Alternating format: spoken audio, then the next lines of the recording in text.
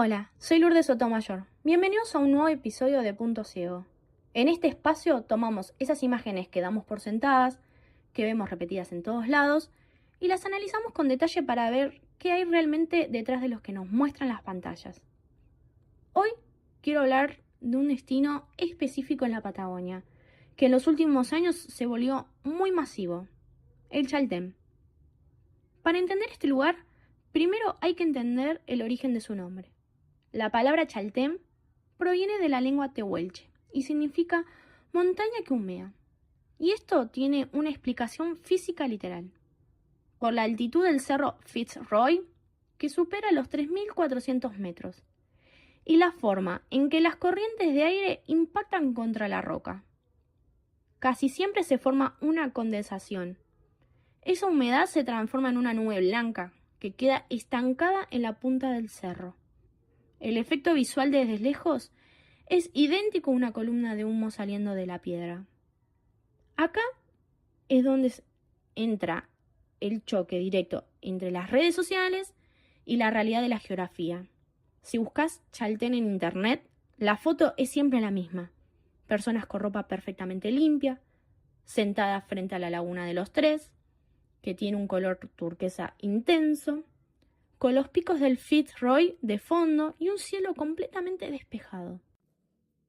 Para llegar a esa foto requiere una serie de pasos lógicos y físicos que no aparecen en las publicaciones.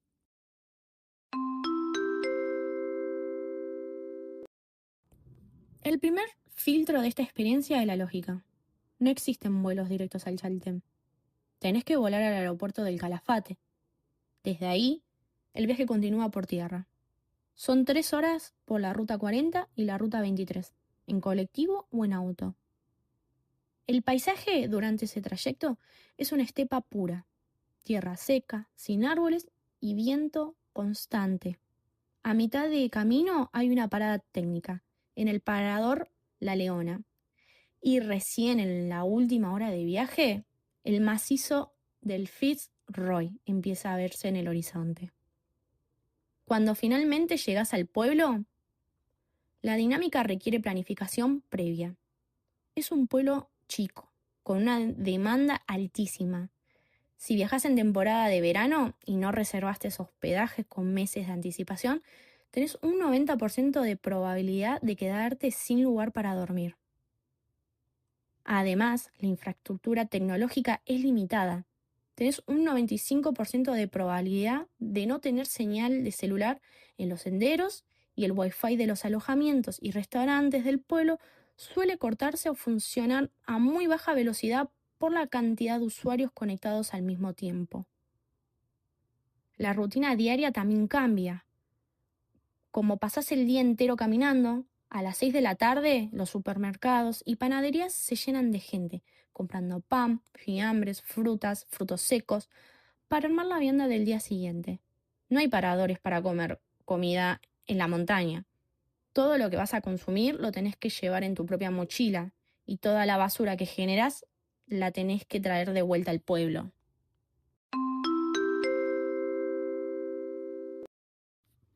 El segundo filtro es el clima y la preparación del equipo.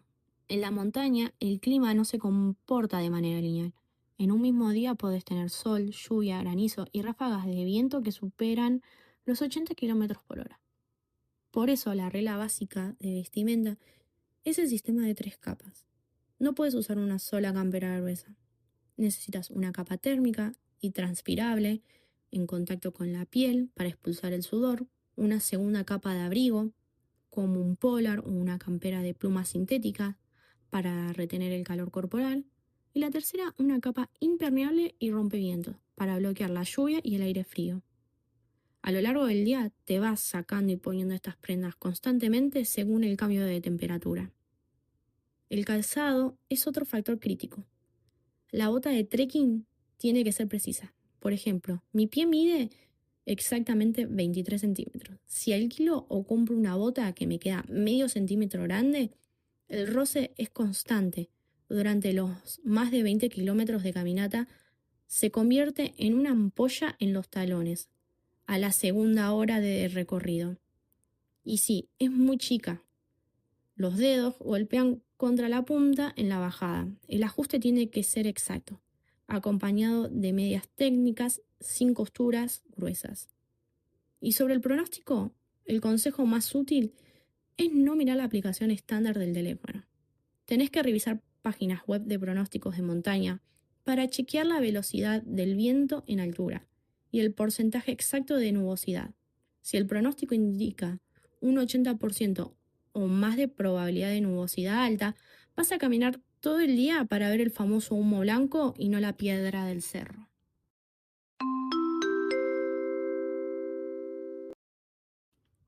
Hablemos del esfuerzo físico central del viaje.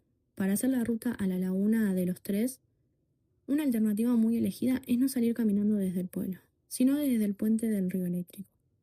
Para hacer esto, tenés que levantarte a las 5 de la mañana y contratar con días de anticipación un traslado en combi, que te pasa a buscar por tu alojamiento. Si intentás conseguir transporte esa misma mañana, la probabilidad de encontrar lugar es prácticamente de cero. El traslado dura unos 30 minutos por una ruta de ripio que te aleja del centro del Chaltén.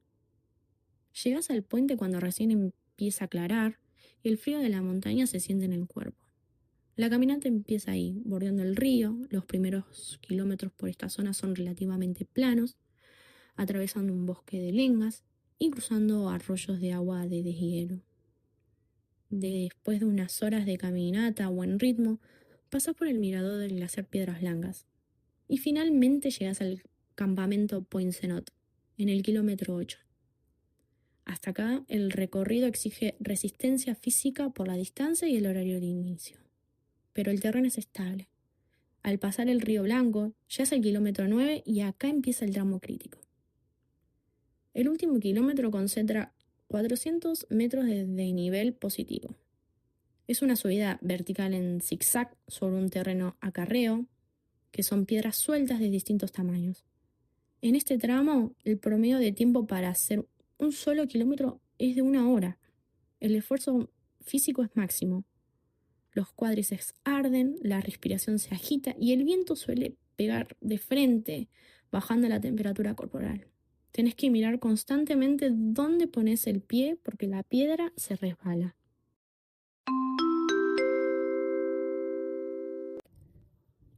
Cuando finalmente terminás esa hora de subida y llegas al borde, tenés la Laguna de los Tres abajo y el cerro Fitzroy de frente. Acá es donde la expectativa choca con la estadística. Existe una probabilidad alta de que llegues y el cielo esté cubierto de nubes grises, ocultando los picos por completo. Hace frío, el viento es fuerte y te tenés que poner la campera impermeable inmediatamente para no perder el calor. Te sentás en una roca, comes la vianda que preparaste el día anterior y mirás el paisaje, esté despejado o no. Después de unos minutos empieza el descenso.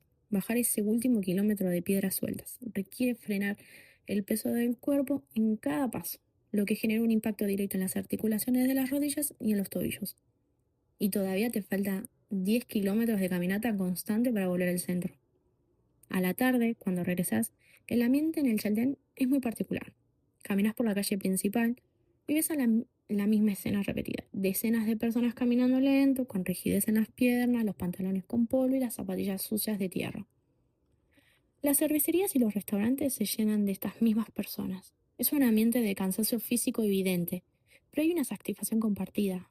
Todos completaron la distancia.